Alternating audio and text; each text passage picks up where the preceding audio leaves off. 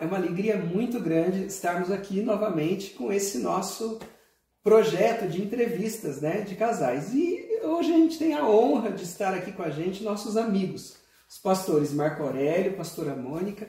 É uma honra muito grande a gente ter vocês aqui. Igualmente. É um casal muito querido, que a gente já se conhece há mais de 20 anos, eu creio, e que tem sido bênção na nossa vida, tem sido motivo de inspiração a vida de vocês. Gente, Marco Aurélio é uma das pessoas mais inteligentes que eu conheço, piloto de avião, piloto de caça e pastor, né? E a pastora Mônica, sua esposa, tem uma história muito interessante para contar para a gente hoje. Vocês vão gostar, tenho certeza. Muito bem, então se vocês quiserem se apresentar, vocês fizeram teologia, não é isso? Nós fizemos curso de teologia na Igreja do Nazareno, aqui em Campinas. Mônica também, eu e a Mônica fizemos juntos. Aliás, fizeram com os meus pais. Né? Ah, verdade. Foram colegas de turma. Sim, sim. Que legal.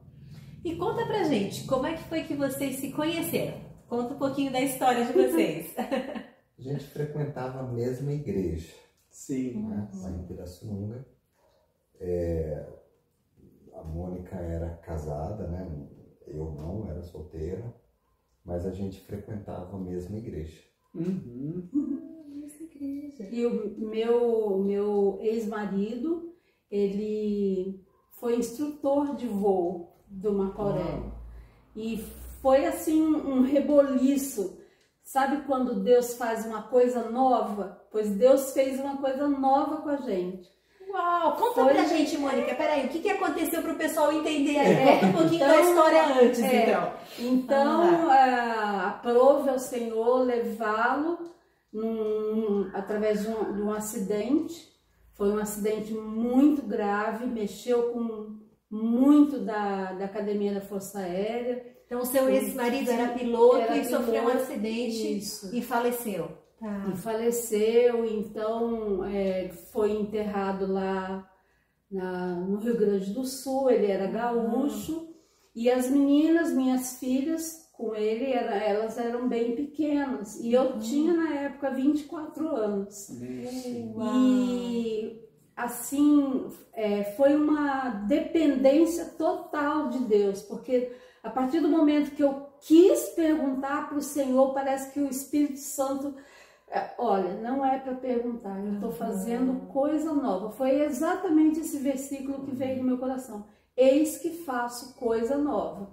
Então, eu fui só sentindo aquilo que o Senhor foi falando. Aí os familiares envolveram, meu pai, minha mãe, queriam tudo me ajudar. E só que eu já era muito envolvida na igreja e por aí vai. Foi nesse redemoinho da minha vida que eu conheci o Marco Aurélio, porque até então ele lá em outra igreja, contato. Ele lá na igreja, mas ela era casada, eu era solteiro. Não tinha contato. Não tinha muito contato, sim. Parecia só. Certo. Sim. Não tinha muito contato. Legal. E aí vocês começaram a namorar, se casaram. E para você, Marco Aurélio, assim, como foi você se casar com alguém que já tinha 2 filhas que não eram suas filhas? Como foi isso na sua cabeça? Como é que você administrou isso? Foi normal, assim, né? Assim, eu admirava muito a Mônica e o marido dela, o André, né? E pelo testemunho deles na igreja e também as crianças, né? Porque as 2 filhas deles sempre foram muito educadinhas, muito na igreja, inclusive, assim, no culto, elas eram muito educadas, né? Que legal. Eram pequenas, tinham 4, 5 anos quando ele faleceu, mas eu admirava o fato delas serem, né, boazinhas, bonitinhas e educadinhas, né? Que legal. Então todo mundo gostava muito delas, assim, né? Eram boas crianças, assim, né? Crianças educadas. Que legal, que legal. Essa parte foi tranquila, assim. E vocês têm quantos anos de casados? 37 agora. 37 anos. Uau, que legal. 37, que benção, que benção. E, gente, eles são muito jovens. Eles se casaram muito cedo. Verdade, verdade. Bom, então eu conheço vocês, conheço a família toda, né? Tive o privilégio de conhecer e eu vi eu vi que vocês sempre se trataram com amor, com respeito, sempre foi uma coisa assim muito bonita de ver. E hoje são filhos maravilhosos que eles têm. Inclusive vocês têm mais um filho. A gente teve o nosso filho, né? Então são 3 filhos, as 2 meninas do casamento anterior, mais o meu filho, né? Então a gente vê que vocês conseguiram, né, superar todas as barreiras, as dificuldades e constituir uma família maravilhosa. Hoje são todos casados, estão todos bem, todos na igreja, todos envolvidos. Graças a Deus. Então, graça de Deus, isso é prova de que vocês venceram essa situação familiar. Os netos também estão. Não posso dizer assim que todo tempo foi assim um romance e um mar de rosas, né? Sim. Então conta pra gente uma dificuldade, agora pronto, é isso. Né? E uma forma que vocês encontraram de superar isso, Mônica. Vamos lá, isso a gente aprende.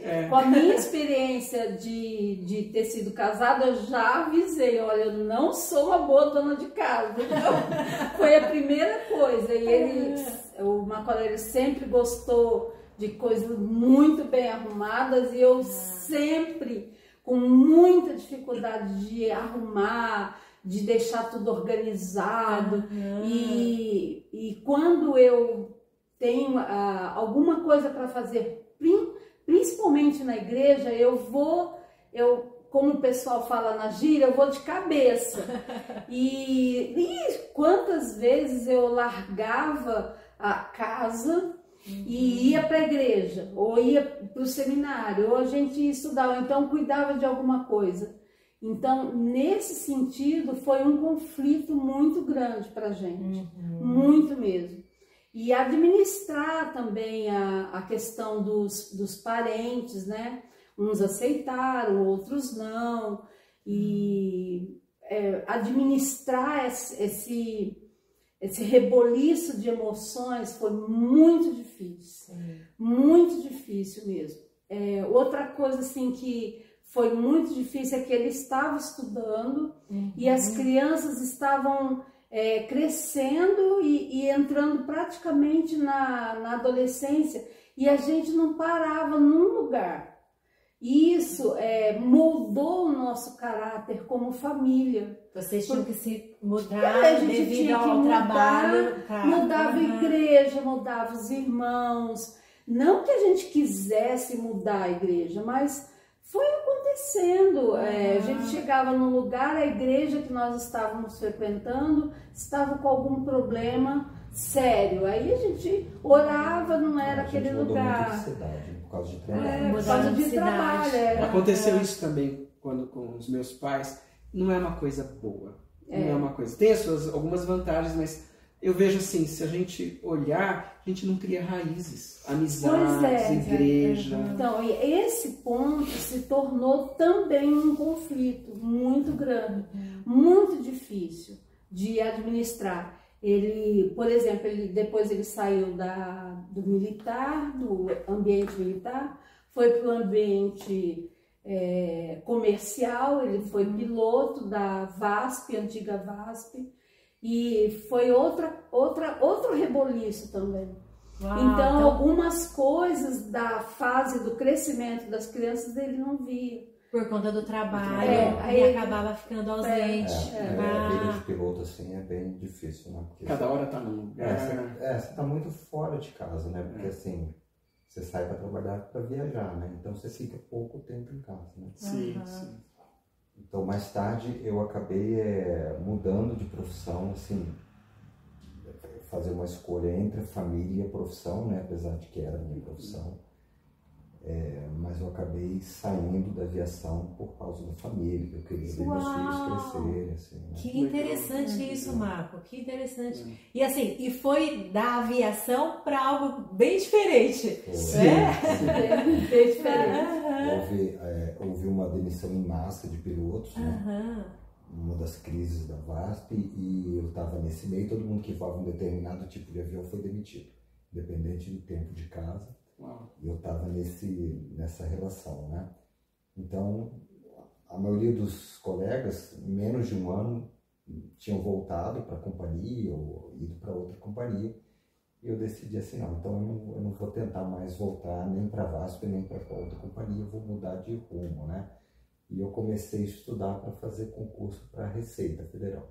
Sim. Uau! Era uma coisa nova, assim, para mim, pelo menos. Eu não tinha formação de direito, de contabilidade, mas eu comecei a estudar por conta própria e acabei fazendo concurso e passando, né? Que legal. Que legal. Que é o seu trabalho até hoje. É o trabalho atual. Muito interessante isso, Marco. Uma opção de troca de trabalho, né, de área, e foi assim uma troca bem grande que você fez, né? radical, né, pela família, para poder conviver. Sim, mais. Porque eu estava vendo assim, que eu não estava vendo meus filhos crescerem. Né? Estava sempre fora de casa, sempre viajando. Eu pensei, não é isso que eu quero para mim, né? Apesar de gostar de ser piloto e tal, mas eu dei prioridade assim para a família. Que legal, que bonito isso. Mônica, então conta pra gente o que significou para você e para as crianças essa decisão do Marco, né, de trocar de profissão para poder ter um tempo maior com a família. Olha, como nós já tínhamos uma vida praticamente nômade, então não ia fazer assim. Na época a gente não achou que ia fazer mexer tanto com a família. Realmente a gente não imaginei mesmo, nem as crianças e nem ele. Agora a ausência deixava assim eles bem sensíveis, sabe? Sim, sim. E quando ele voltava, e às vezes ele voltava à noite e ficava o dia, esse período do dia eles estavam na escola e já saía à noite, eles já estavam dormindo, então praticamente não conseguiam se encontrar. Pois é. E foi especial então tê-lo em casa mais tempo. Só que a transição que foi assim bastante tumultuada. Nós estávamos ainda morando na cidade mais para o interior, né, que é Pirassununga.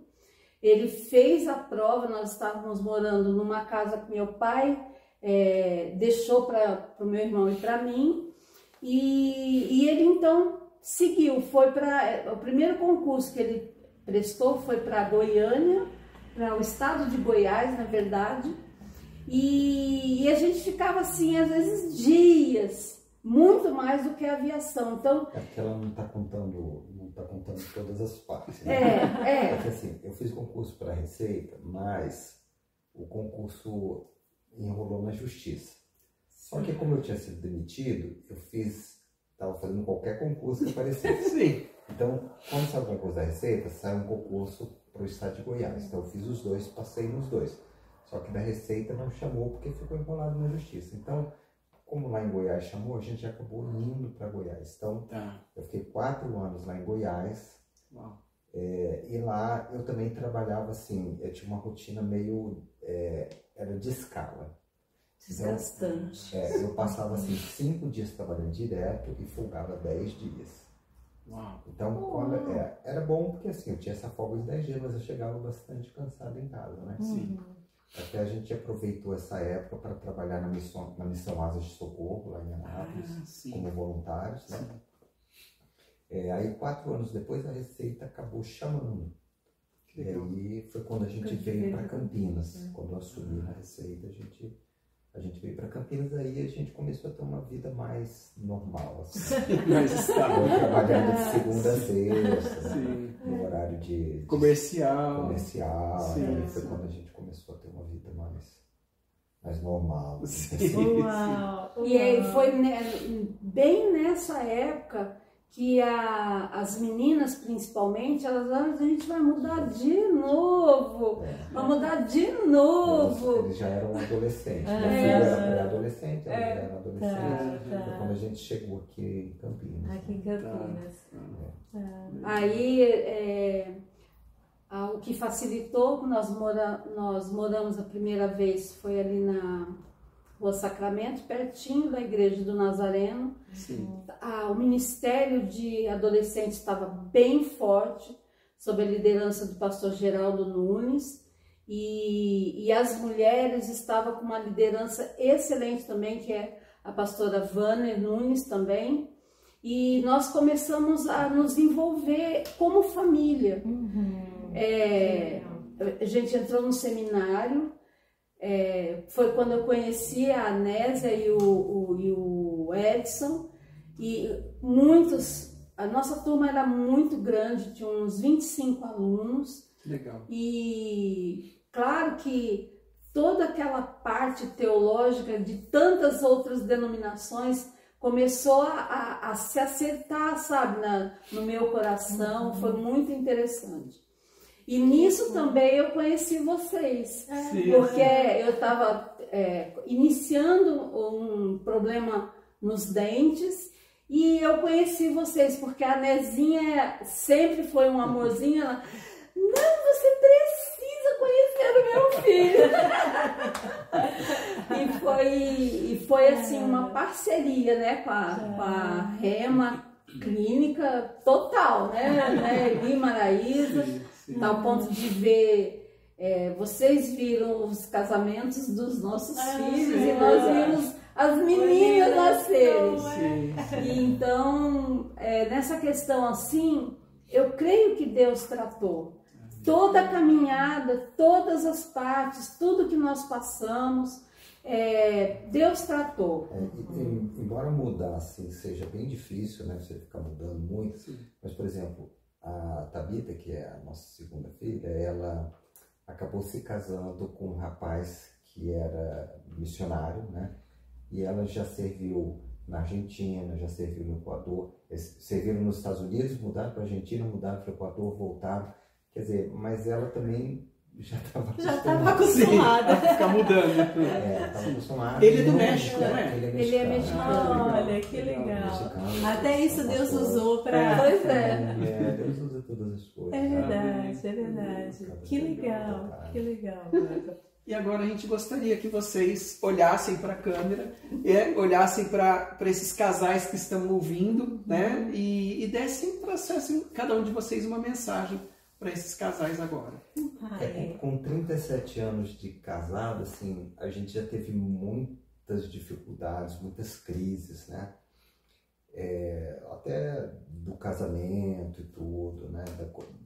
Da condição que a gente casou, mas também de crises normais que todos os casais têm, né?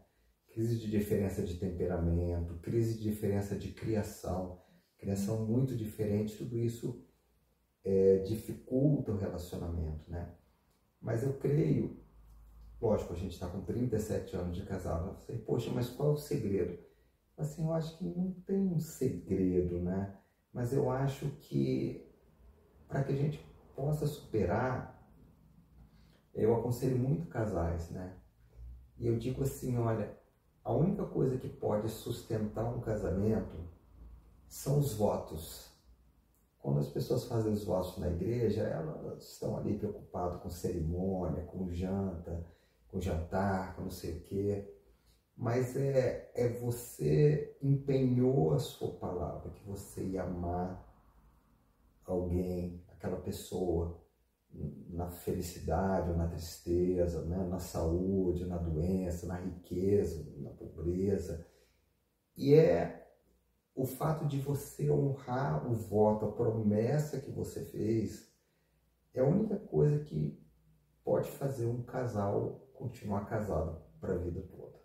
Você assim, não, tá muito difícil, eu tô com vontade de desistir, mas eu dei a minha palavra de que eu ia amar essa pessoa até que a morte nos separasse.